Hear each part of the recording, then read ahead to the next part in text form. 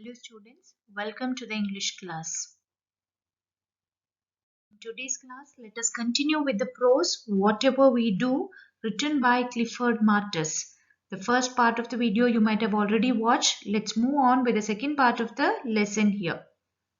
In the previous class, we have studied that author Clifford Martus says that how our actions or words can be done better. Author expresses the ways of expressing thank you to people for having helped us. He also says the ways in which we can do better by adding words to our actions, and also how restaurants can be made a better place, and even doctors treating patients can make their jobs better if they choose to talk properly, and even in occasional ways how author expresses his opinion about the auto rickshaw drivers, how they treated him. So in these ways he says that when we add our words and action in a proper manner, it can be made worked out in a better manner. We'll read on. It is our practice to be brief while sending telegrams. Here again, the reason is brevity. We want to save words in order to cut costs. So if someone wants to request his brother to receive him at the station, he might send a telegram somewhat like this.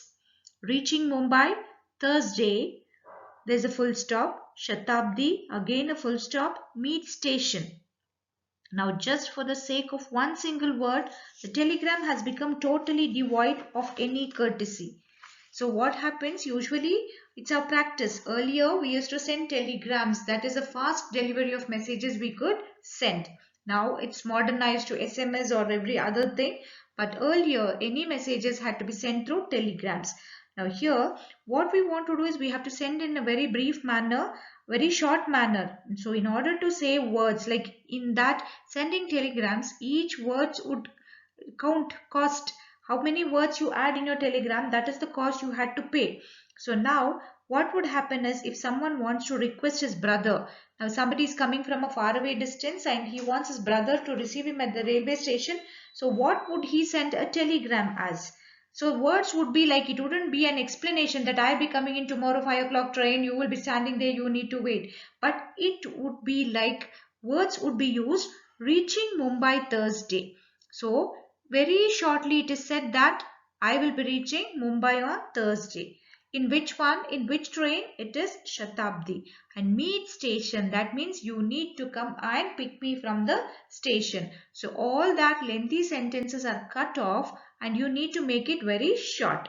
Now what do we do? Just for the sake of one single word, the telegram has become totally devoid of any courtesy. So this, it looks like devoid of is lacking. The emptiness can be seen where the sentence is not properly formed.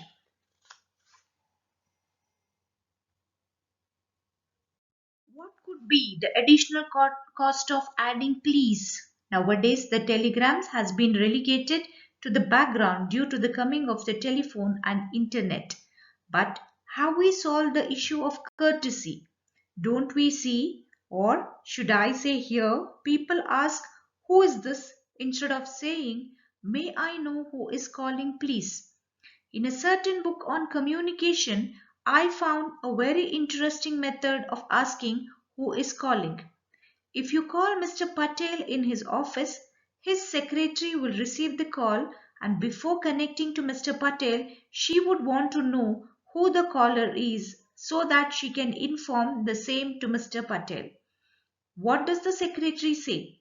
She does not say who is this or even may I know who is calling please. She says, can I tell Mr. Patel who is calling please? The idea is this. You want to talk to Mr. Patel. I do not wish to know who you are, but I must tell Mr. Patel who is calling him. Therefore, I am requesting you to tell me who you are. So now what happened?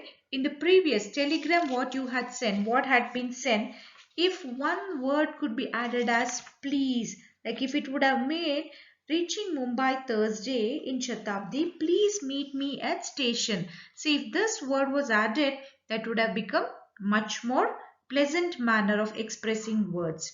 Now what happened? The place of telegram has taken by the telephones and the internet. Due to the internet connections and the telephone, the messages can be reached much more earlier and in an easier manner.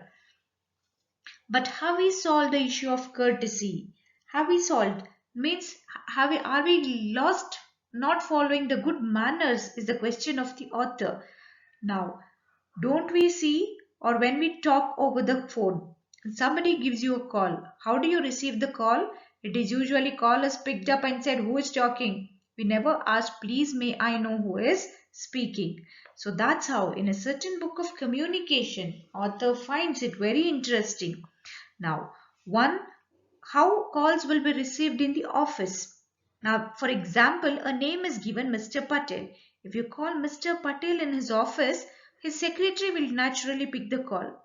And before connecting to Mr. Patel, how would she know? How would her conversation would be with the other person? So she does not say who is this, or even she's not saying that may I know who is calling please. Now what is the information she need to pass here is she must know who the person is calling and who is wanting to meet Patel, just only to inform Patel that who is the person he needs to talk to. So she asks through the phone, can I tell Mr. Patel who is calling please? So this one sentence makes very clear that she is not interested in knowing who is the person who he's talking to, but she just wants to make it very clear to the person on the other side that she wants to know the name of the person just because she should intimate Mr. Patel who is calling him. So this is how we make our words much clearer. Consider how we respond when someone says thank you to us. In the olden days, people used to say, don't mention it. Later, people started using the phrase, it's alright. Nowadays, people say, you are welcome or simply welcome.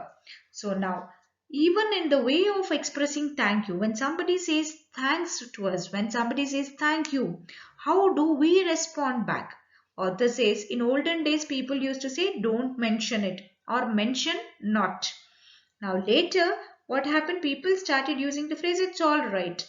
Nowadays, what has happened? People has made it much more in a good manner, saying that you are welcome or just simply a word welcome. When somebody says thank you, you will say either it is my pleasure or welcome. One method of our improving our communication with others is to put you before I as far as possible. Consider some words like union, united, building, guiding, trusting, communication, and so on. In these words, the letter U comes before the letter I. This indicates to us that we should try to put you, that is, the other person, before I. If I wish to thank someone for the nice party, I can say, your party was so enjoyable. I thank you. Another instance, your letter made me very happy. So, in order to improve our communication with others, what should we do? We should usually mention you first instead of I. Like for example, see the words what is mentioned in the textbook. Union, united, building, guiding, trusting, communication. All these words, what is very common here? You comes first and then I comes later. So this indicates to us, this shows us that we should try to put you always in front of a person. We always should speak as you. It's not I. It's not I want to thank you. It's just like if somebody wants to thank for the party what was given, how do we express it? Your party was nice. Your party was so enjoyable and I thank you. You cannot, your words doesn't match when you say I thank for this nice party. It's always not good. So better to use you instead of I. And in another instance, how you make it, your letter made me very happy. So that is how we use our words, which improves our communication, which shows much courteous in our words. We should always be kind and courteous in our words when we talk to people. It may be noted that there is no limit to the improvement we can make in our action or speech. Nor can we say that a particular action or form of speech is the best. There is no formula. What is best may depend on the occasion, and it may be possible to continuously make improvement. The whole idea is to be aware of the need and importance of doing and saying things better and better. So what does the author say? It may be noted that there's no limit to improvement. It's not that once you talk, you feel that, okay, I'm the best in talking. No, every day you will learn things we can make in our action or speech. We can improvise ourselves each and every day, every minute while we talk to each other. Nor can we say that a particular action or form of speech is the best. The way we talk to others, now we have a way of talking, we have the way of expressing our language, so we can never consider it mine is the best. So there is a formula. What is best may depend on the occasion. Now you need to talk according to the occasion. When you attend a function, when you attend a funeral, when you attend a school, classroom, whatever it is, it all depends on the occasion, how you meet, how you talk.